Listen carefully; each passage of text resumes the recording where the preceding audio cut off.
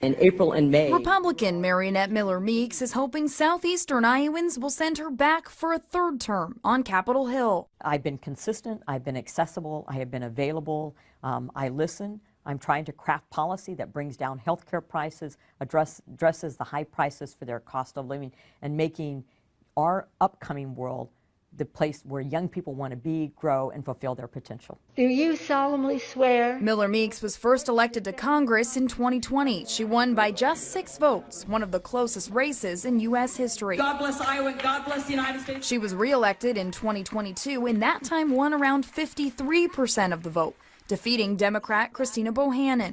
But KCCI political analyst Dennis Goldford says that margin of victory still shows her seat could be vulnerable. Typically, we say that anytime in a two-person race, if the winner wins with less than 55% of the vote, it was a competitive election. The loser really did have a reasonable chance of winning. Bohannon's giving it another go, running again to unseat Miller Meeks. Since the last election, since 2022, we have seen even more of what I've just described, even more of that extremism, even more of that tribalism between parties. We need to get back to basics and hear what's going on in people's lives and work to address that rather than fighting amongst ourselves in Washington, D.C. Outside groups see an opening.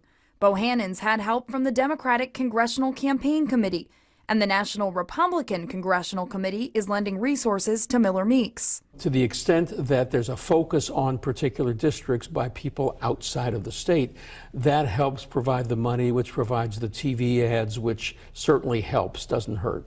Right now, active voter registration shows Republicans have an edge. As of September 1st, nearly 37% of active voters in the 1st District are Republicans, compared to nearly 32% for Democrats. Goldford says each party's focus will be getting those voters to the polls. Democratic registration tends to be down statewide and in the districts anyway, but they've got to turn out all of their people. And even with Republicans, there's always room for more people to turn out that actually do.